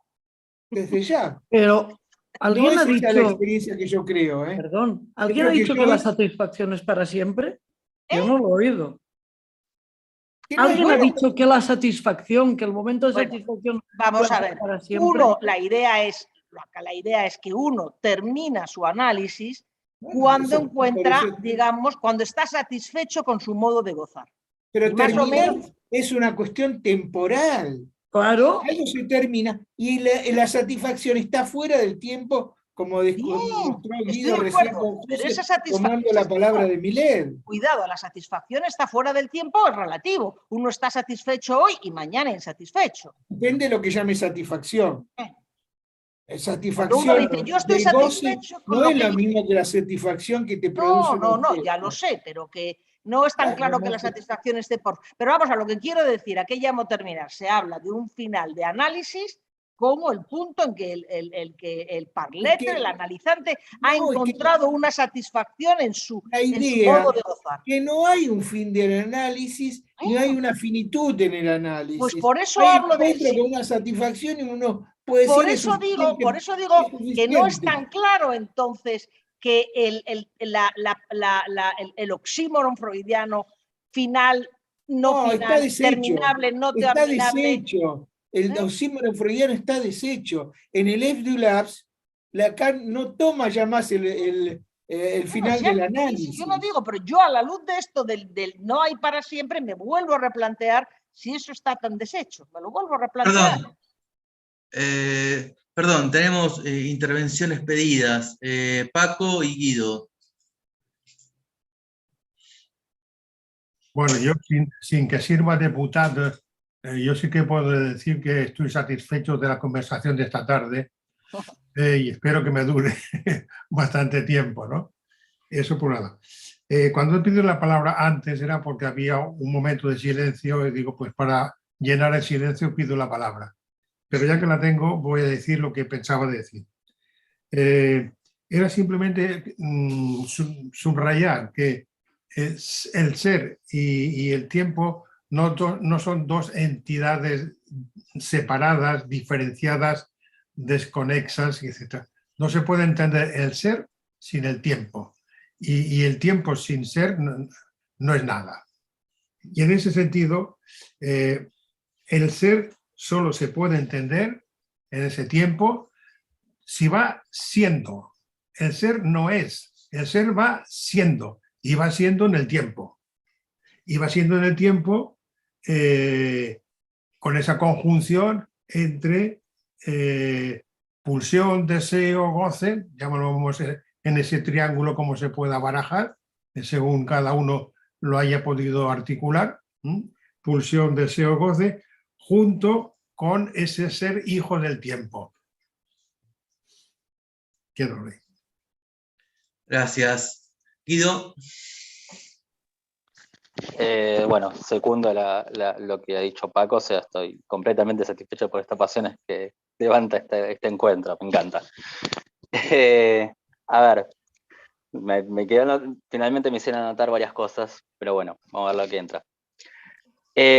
Por un lado, a ver, quería hacer una nota a modo personal, que es algo en lo que yo también he tenido un momento de lectura en ese sentido y me lo han marcado mi equivocación, donde efectivamente, a ver, se habla de la satisfacción del síntoma, en todo caso, con saber hacer con ese modo de goce, pero que tampoco efectivamente esa es la panacea, no es el paraíso, todo lo contrario.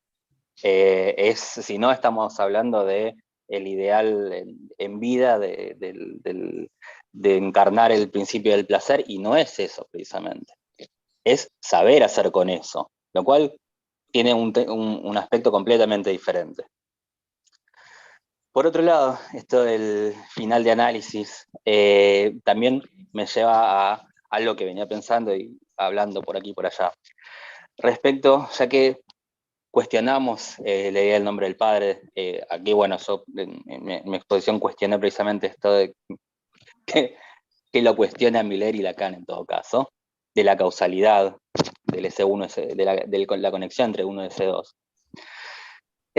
Lo cual, en relación al final de análisis, me lleva a pensar que, efectivamente, ¿en qué consiste la clínica? Valeria dio una cierta definición, pero que también hay un aspecto más que me parece que hay que traerlo en base a lo que estamos hablando, que es el tiempo. Quiero decir, si pensamos efectivamente el espacio de análisis, la sesión, como del orden de lo real, del orden de la descripción de un S1, de la escritura de un S1. Entonces, ¿podemos hablar de un caso? Quiero decir, ¿podemos poner en línea una sesión de un paciente, de un analizante, con la siguiente? ¿O estamos hablando de una sesión por sesión, de una entrevista por entrevista, de un S1 por S1?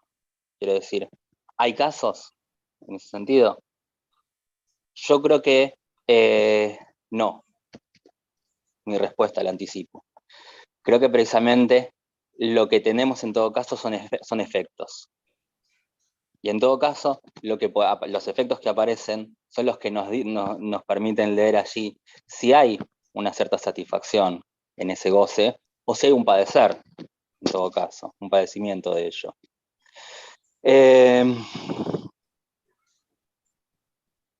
Dejo acá con esta pregunta. Después sigo en todo caso.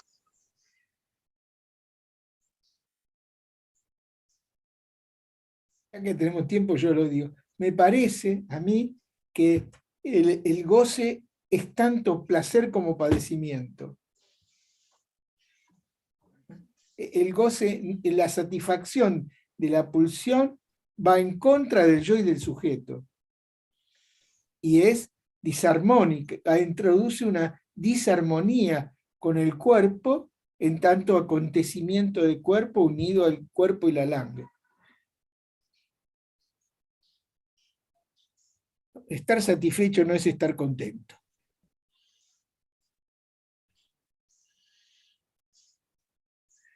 Sí, Adrián.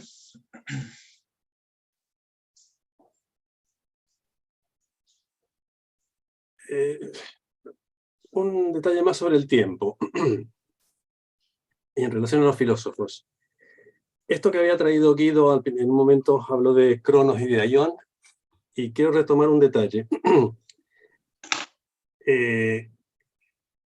Como siempre, casi todo lo que plantean los griegos todavía tiene vigencia de distintas maneras para nosotros, ¿verdad? Entonces, en realidad, Aion y Cronos están como siempre juntos para cualquiera de nosotros, operando a la vez. Aion, la traducción que se ha hecho de Aion es el niño que juega a los dados. Esto significa, es el niño de infans que aún no habla y juega a los dados porque es un juego, pero sin reglas, digamos, y por la suerte. Y Cronos, justamente la contabilidad, los sucesos. Eso habilita dos dimensiones en el tiempo, lo sincrónico y lo diacrónico, que retoma justamente Lacan cuando plantea histeria, ¿no? En relación con historia, que es meter lo sincrónico y lo diacrónico a la vez trabajando, ¿no? Creo que si eso lo pudiéramos articular un poco al pensar el final del análisis, podría ayudarnos a pensar varias cosas, incluso en cuanto a las sesiones. Hay varios tiempos a lo largo de las sesiones, cosas que pasan en cada momento, en cada sesión o cada breve tiempo, y cosas que pasan extraordinariamente, digamos, tomando la noción de acontecimiento, ¿no? Entonces, el final del análisis se plantearía como que se acabó lo sincrónico o se acabó lo diacrónico del análisis, ¿no? De la experiencia analítica, en ese sentido, ¿no? Pienso que podría dar un juego, porque Aion no opera solo, y Cronos tampoco opera solo. Están siempre ambos, posiblemente en una dialéctica opuesta, No conozco tanto el tema de los griegos, pero me parece que daría un poco de juego. Era eso, nada más. Guido. Sí, perdón. Se me fue la primera parte de lo que iba a decir. Bueno, a ver, lo de Ion en realidad, a ver, a mí a lo que me trae en todo caso es que precisamente, en todo caso es el lugar de la histerización, exactamente, del discurso. El encontrar estos lugares de detención como verdades variables en el análisis, pero que, por así decirlo, se hacen propias. Es decir, la ficción que uno va creando. Pero ¿cuál es el tema? Es precisamente no creer que eso es verdad. Creo que en esto es lo que consiste lo que traía Valeria en relación al embaucamiento, a la relación entre debilidad, delirio y embaucamiento, precisamente. No tomarlo como algo verdadero, sino dejarse engañar por lo real. Y en todo caso, poder hacer con eso, poder encontrar un modo de satisfacer, de satisfacción en todo esto. ¿Tiene algo más? Eso justificaría Sí. la idea de un reanálisis, por ejemplo. Uno se embaucó rápido y creyó que era un final. No, porque de vuelta, a ver, el tema es precisamente leer de dónde leer la temporalidad. A ver, me parece que a ver, el paradigma en todo caso que nos brinda Lacan es Joyce, en ese sentido, donde me parece que el problema de leerlo como con la temporalidad, desde la cronología, desde Cronos, no nos deja ver que efectivamente es la encarnación de un síntoma, en el sentido de que la vida, la obra en todo caso, de Joyce, es un S1. Es todo ello, no tiene un sentido alguno. Por eso siempre del orden de lo mismo, del orden de la mismidad. Poder hacer referencia a eso, a esa mismidad, implica estar por fuera de ella, implica estar ya hablando desde el lugar del nombre del Padre, desde el saber, desde el S2. Por eso está el problema de hablamos el lenguaje, pero queremos decir cosas que no es posible de decir, como bien Marco Rosa. Por lo menos, a ver, es mi manera de entender, no digo que sea la verdad de nadie, sino es lo que pienso yo. Bueno, gracias, Guido. Tenemos lugar para una última intervención, 3 minutos y cerrar. No sé quién quiere tomarla. Rosa, ¿levantaste la mano o no? Ah, ok. Listo. Te quedó la última. La última. 3 minutos, así que decime.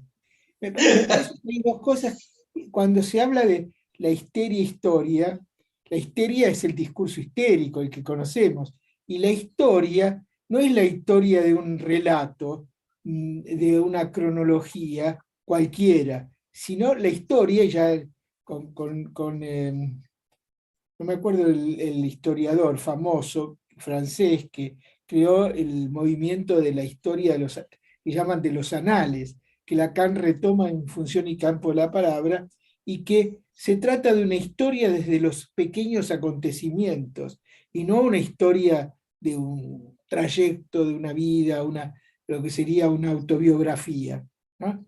De eso se trata la histeria y la historia. Me parece que ese punto es importante. El segundo punto que pensaba que podía ser esclarecedor, que era que Lacan y Miller en algunos momentos dicen que un análisis es una paranoia dirigida, ¿no? Y tomando lo que decía Valeria, justamente entonces lo que nos quedaría es que, cosa que Lacan sitúa en el Seminario 24, es que el fin de un análisis, si es que hay fin, en realidad, es curarse del psicoanálisis, o sea, curarse del inconsciente transferencial.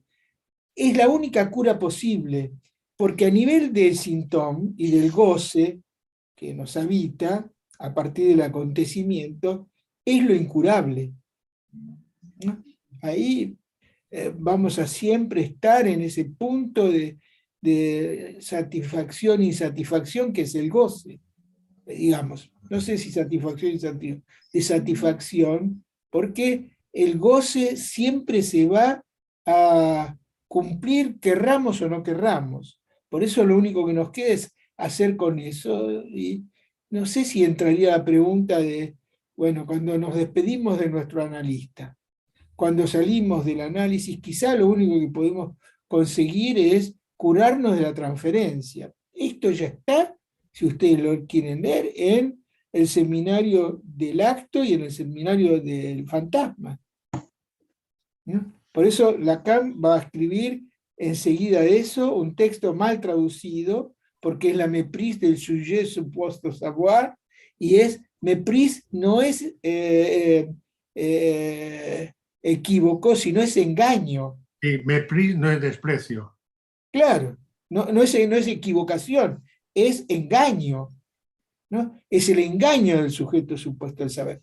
Es cierto, y el sujeto supuesto al saber es un delirio.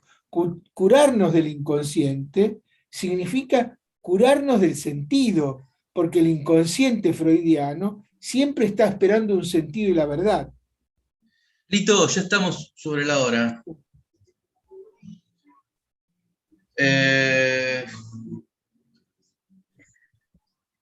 Hemos llegado al final por el día de hoy. Luego de dos muy buenos encuentros, dejan la vara muy alta para los encuentros del año que viene, que ya les iremos pasando fechas, temas de organización y demás.